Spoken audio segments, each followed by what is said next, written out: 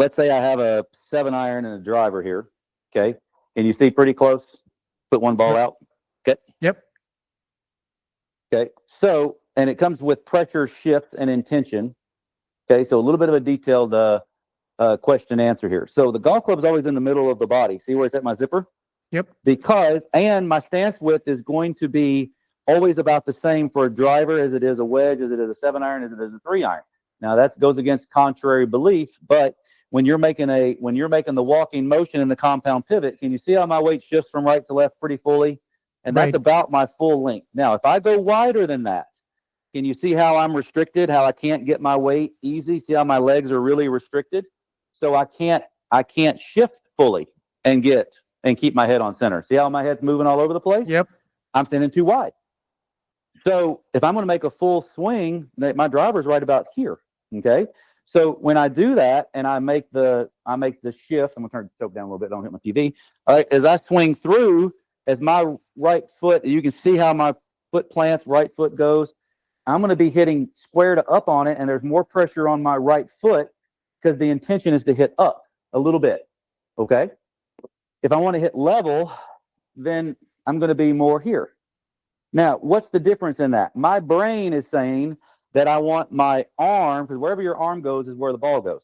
So when I'm making the swinging like you walk motion and I'm walking, my arm is whipping, and that's the place that I want my driver to go.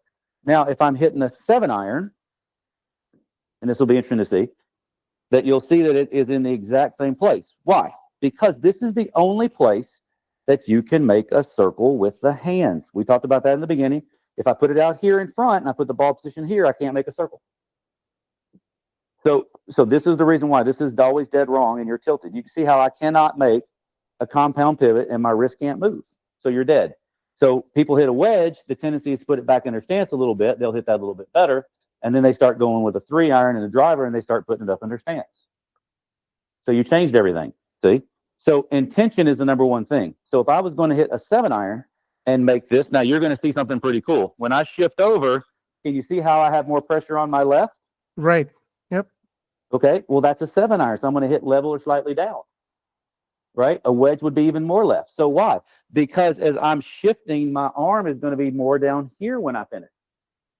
So if I'm hitting a driver, I'm more back. See? So I'm more back. My right foot's still rolling. My pressure is left, but there's more pressure, and the shift happened left, but there's more pressure on my toe because my brain is thinking like throw my arm up. And with a wedge, it'll be more like throw it level or down. Totally different. So not to blow your noodle here, and in golf pros, and you probably will see this on my videos, but there's one shift here, 2 shifts here, club moves away, 3, can you see how there's pressure already here? Yep. Okay. Then from here is that pushes back 4. I have 4 right here with a driver. Okay. And then 5 with an iron.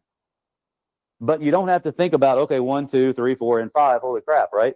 You're just give it the intention of where your arm. So if I'm coming here, you'll see my arms coming down the line. If I'm hitting a wedge, like a sand wedge or so, again, you can see, is my hands in the same place? Yep. Okay. So same width and everything else. Now, as I'm swinging through, now you'll see even more, right? Look at my right knee and foot here. Now my driver would be like that. See? So total different positions by pressure. I hope that helps because a lot of people move that ball position. And when you move the ball position, you're starting to move your spine angle and you're going to change a whole bunch of different stuff. And then you can't move correctly.